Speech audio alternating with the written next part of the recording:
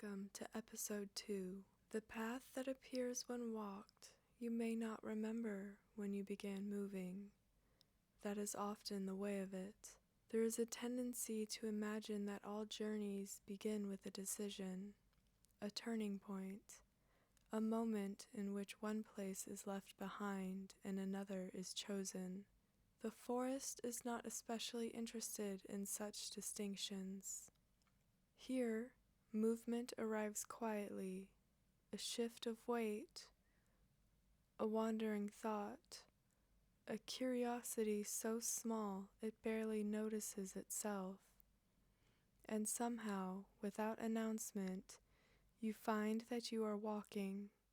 There is no destination visible ahead, no distant tower, no clearing waiting patiently at the end of the trail. Only the forest, tree after tree, root after root, the steady presence of things that have remained where they are for longer than memory can comfortably measure. And yet there is a path, not obvious, not marked, but present. If you look directly for it, you may have difficulty finding it. The ground appears much the same in every direction. Moss gathers where it wishes. Leaves settle where they fall. Roots cross and disappear beneath the earth. Nothing announces itself as a road. Nothing declares, "This is the way." The path does not behave like roads elsewhere. It does not ask to be followed. It does not persuade, it does not promise. Instead, it simply waits. Not ahead of you, but beneath you. You may notice this after a few steps. The faint sense that the way forward becomes clear only after your foot has found its place. Not before, never before. There are those who arrive in the forest hoping for certainty. They wish to see the whole journey at once. The turns, the destination, the shape of what lies ahead. The wood offers very little assistance with such things. Not from cruelty, not from secrecy, only because that is not how paths are made here. A path in the old wood is not discovered. It is participated in. Allow your attention to rest upon the feeling of standing at the beginning of something that does not reveal its ending. Pause here. Allow your attention to rest upon the feeling of standing at the beginning of something that does not reveal its ending. Not because it is hidden, but because it has not happened yet. Somewhere nearby, though not near enough to name, a branch settles into a new position. A leaf drifts downward. A root continues its slow conversation with the earth. Nothing rushes, nothing arrives dramatically. The forest has always preferred gradual things. Take another step, only in your imagination. There is no need to move, no need to leave where you are. Simply allow yourself to consider the feeling, the gentle transfer of weight from one foot to another, the quiet certainty of ground meeting your foot, the small act of trust required to move forward when the future remains unseen. And there, just briefly, the path appears. Not all of it, only enough, a little stretch of understanding, a little length of belonging, a little more ground than existed before. The forest has many laws. Most are never spoken. This may be one of them. The path does not exist ahead of you. It forms where weight is placed. After a time, you may begin to notice something curious. The forest does not seem especially concerned with where you are going. It notices your presence, it notices your pace, but destination appears to interest it very little. Elsewhere, paths are often measured by where they lead. People ask where they begin, where they end, how long they are, whether they are the correct path. The old wood has never cared much for such questions. A path is not a line connecting one place to another. It is an agreement. You place your weight upon the earth receives it. For a brief moment, both acknowledge the other, and the path continues. Perhaps that is why the forest prefers walking to searching. Searching looks ahead, walking listens. Take another step, not with your feet, only with your attention. Allow yourself to imagine the quiet movement forward, the steady rhythm of it, nothing hurried, nothing pursued, simply one step followed by another. There are no markers here, no signs nailed to trees, no stones arranged to indicate direction. The forest assumes that if something must be remembered, it will be remembered, and if it is forgotten, perhaps it was never meant to be carried. You may find this unsettling for a moment. Most wanderers do. There is comfort in instructions, comfort in certainty, comfort in knowing exactly where one is meant to go. Yet certainty can become surprisingly heavy, like a bundle carried for so long that its weight is no longer noticed. The forest asks for very little, but it does ask this: set down what is unnecessary. A little farther on, although farther is an imperfect word here, the path begins to bend. Not sharply, not dramatically, just enough to remind you that straight lines are largely a human preference. Roots do not grow in straight lines. Rivers rarely do. The forest sees little reason why paths should. You follow the bend, or perhaps the bend follows you. The distinction becomes difficult to maintain. Somewhere overhead, leaves shift against one another, not enough to create a sound, only enough to suggest movement, a small rearrangement of light, a brief adjustment of shadow, the forest making room for itself. You may notice that your thoughts have begun to slow, not because they are disappearing. They are simply losing interest in arriving anywhere. One thought drifts into another. Questions soften before becoming answers. Memories pass through without demanding attention. This is how listening begins, not by focusing harder, but by ceasing to insist. The forest speaks very little. Some would say it does not speak at all. Yet there are those who spend enough time beneath these branches, who begin to understand things they were never told. Not in words, not in messages, not instructions, only in understanding.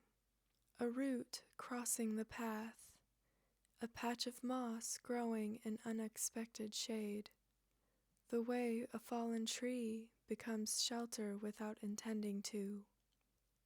The forest teaches through examples. It has never trusted explanations. You continue walking, or perhaps it would be more accurate to say the walking continues to happen. The distinction matters less now. The path remains visible, only a little, only enough, always enough, and never more. There is a lesson hidden within this, though the forest would never call it a lesson. You do not need to see the entire journey, only the next place where your weight may rest. Pause here, let that thought settle. No further, no sooner, no later, only enough, and only now, in the present. At some point, a thought may arise, a simple one, perhaps so simple that it almost passes unnoticed. You may wonder where this path ultimately leads. It is a natural question. The forest does not object to questions. It simply does not hurry to answer them. If you were to ask the trees, they would offer little assistance. Not because they are withholding anything, but because trees understand destinations differently. An oak does not concern itself with where a root will arrive. A root is not traveling. A root is becoming. The forest views paths much the same way. You may notice now that the path behind you feels different than it once did. Not gone, not vanished, only less distinct. The places you have already walked seem softer somehow, like footprints slowly returning to earth, like a dream becoming part of memory. This is not forgetfulness. The forest forgets very little. It is simply unwilling to preserve what no longer needs preserving. Elsewhere, maps are treasured. People unfold them carefully. They trace lines across distant places. They mark beginnings. They mark endings. They search for certainty hidden among symbols. The old wood has never produced a map, not because it lacks paths, but because its paths refuse to remain still. A map assumes that a place will remain exactly as it was. The forest has never made such promises. A branch falls, moss spreads, roots rise, light shifts, seasons gather and depart. Even stillness changes here, especially stillness. Imagine attempting to map a cloud, or the surface of a pond, or a memory. By the time the drawing is complete, the thing itself has already become something new. The forest considers paths living things, not roads, not routes, not instructions, but living things. And living things are poor at standing still long enough to be owned. You continue walking. The path continues appearing. A few steps ahead, a few steps behind, never farther than necessary, and never less. There is a comfort in this rhythm. Though it may take time to recognize it, the future remains unseen, yet the ground continues to arrive beneath your feet, again and again and again. Somewhere in the distance, or what passes for distance here, a fallen tree rests beneath a covering of moss. Years ago it stood. Now it shelters. One day it will return completely to the earth. The forest sees no tragedy in this, only continuation. Perhaps this is why it distrusts maps. Maps imply permanence. The forest knows better. Nothing here remains exactly as it is. Not the trees, not the path, not even the wanderer, especially not the wanderer. You may feel this now, a subtle sense that the person who first stepped onto the path is not quite the same as the one who walks it now. Nothing dramatic, nothing worth naming, only a small rearrangement, a softening, a loosening, a willingness to continue without complete understanding. The forest approves of this, though approval is not quite the right word. It simply recognizes the shape of trust. Trust is often misunderstood. Many imagine it as a certainty, a confidence that everything will unfold exactly as expected. The forest has never found that definition particularly useful. Trust in the old wood means something quieter. It means placing your weight upon ground you cannot fully see and discovering that it holds. You may pause here. There is no consequence for resting. The path does not disappear when unattended. It waits patiently, as it always has. Even now, while you remain still, the forest continues its slow remembering. Roots deepen. Moss thickens. Leaves gather light. The path remains where it is needed. Not ahead, not behind, but here, only here. There may come a moment when you realize you have stopped wondering where the path leads. Not because the question has been answered, but because it has become less important. The forest understands this feeling. It has watched rivers discover it, clouds discover it, even light itself. Not everything needs to know where it is going. Some things are shaped by moving. The path continues beneath you, quietly, without effort, without announcement. Its presence feels almost familiar now, not because you understand it, but because you no longer require an explanation. There is a kind of peace that arrives when certainty is no longer responsible for carrying everything.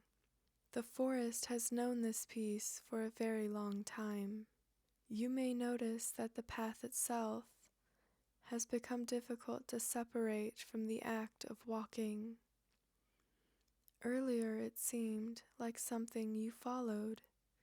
Now it feels more like something that happens alongside you. Step by step, moment by moment, neither leading nor following, only continuing. The trees remain where they have always been, patient, unhurried, their roots reaching downward through layers of earth, older than memory, their branches lifting toward a sky they have never attempted to possess. They do not ask how far remains. They do not measure progress. They do not wonder if they have chosen correctly. The forest finds such concerns exhausting. Instead, it grows, slowly, quietly, without needing proof. Perhaps that is why the path appears when walked, not because it is testing those who travel it, not because it wishes to conceal itself, but because some things can only be discovered through participation. A path, a friendship, a season, a forest. None reveal themselves all at once. You may rest with that thought for a while, or let it drift away entirely. Either is acceptable. The forest is not keeping score. Somewhere nearby, a root continues its slow conversation with stone. A patch of moss gathers another layer of green. A leaf settles where it was always going to settle. The old wood continues being itself, and you continue being here. For now, that is enough. The path remains visible, only a little, only enough, always enough, and never more. If you were to stop walking entirely, it would not resent you. If you were to continue, it would not celebrate. The forest has never measured worth by movement, only by presence, and you have been present. That is all the path ever asked. You may feel the forest growing quieter now, not because anything is leaving, because everything is settling. Thoughts settle, breath settles, attention settles, even questions settle. The path remains, not ahead, not behind. Here, only here. If sleep arrives, it may follow the path as gently as you have, without destination, without urgency, without needing to know what comes next. The forest will continue its watching. The trees will continue their standing. The roots will continue their remembering. And somewhere beneath the canopy, where certainty loosens and trust takes its place, the path will continue appearing, one step at a time, as it always has, as it always will. You may rest now. The path knows how to continue without you.